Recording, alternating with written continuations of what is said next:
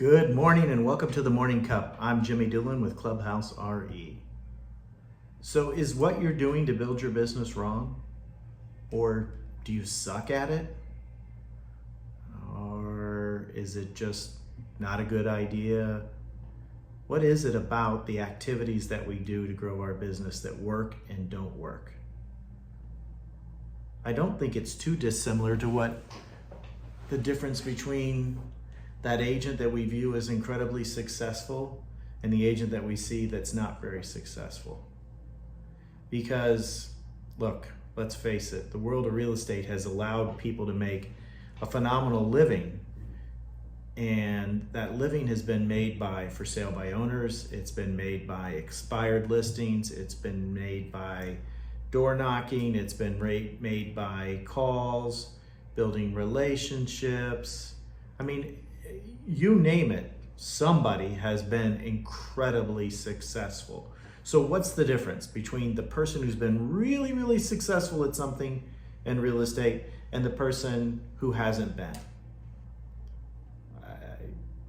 That's not a hard question, but unfortunately, it's the agent who makes it hard. The difference is perseverance.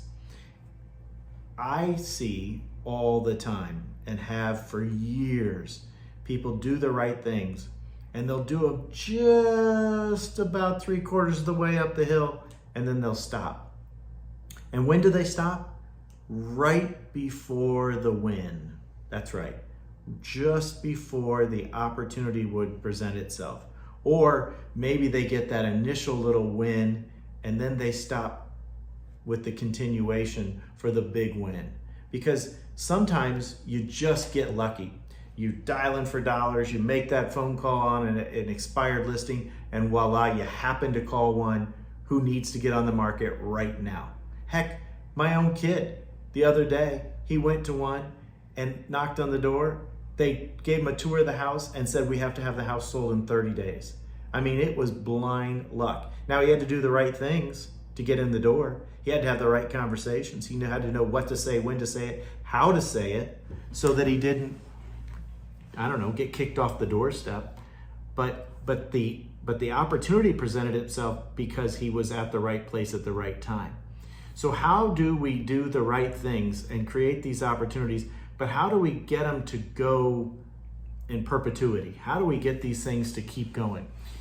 And that's where the real win comes in, because the difference between a $3 million agent and a $30 million agent isn't going to be that the $30 million agent's just better at everything. I don't buy that. What I do buy is that the $30 million agent is doing the things that they need to do more often than the $3 million agent. That $3 million agent, I've met some agents that'll do $2-3 million a year in business that are some of the most knowledgeable, skillful, experienced, successful people, but they're working at the pace they want to work.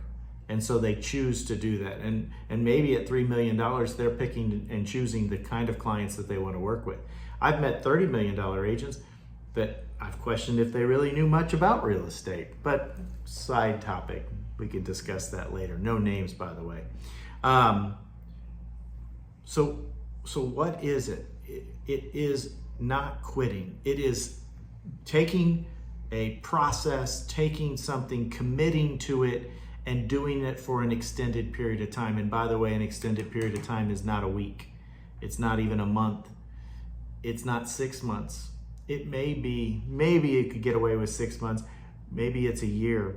But the bottom line is that you need to track those results. You need to analyze those results, because if you're calling for sale by owners, if you're calling and booking appointments, but you're not getting listings, then we know that you're good at calling, but you're not good at closing.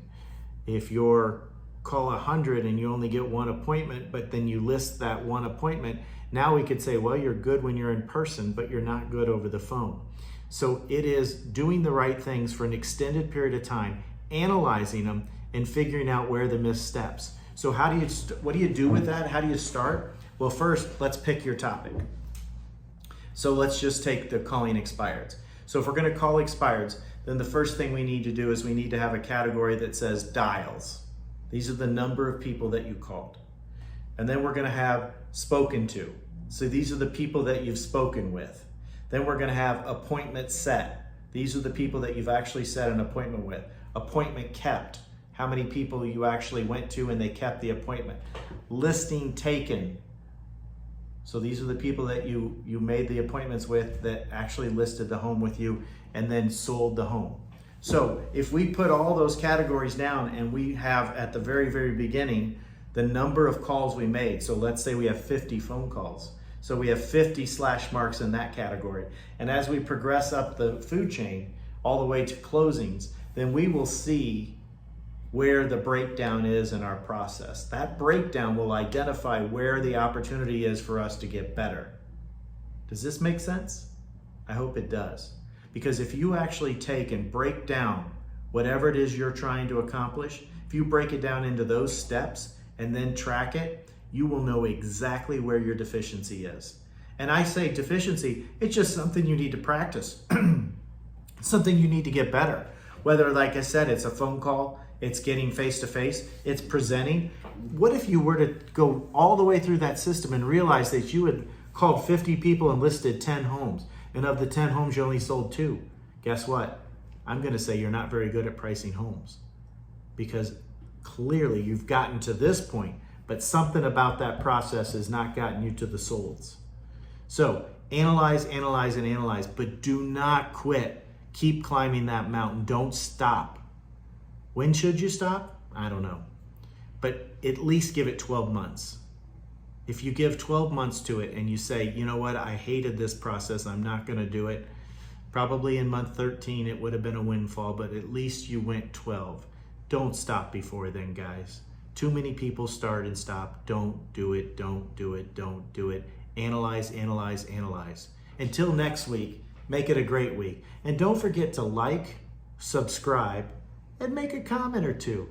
Tell me that I'm full of baloney. Tell me that you enjoy what I have to say, but tell me something. Have a great day.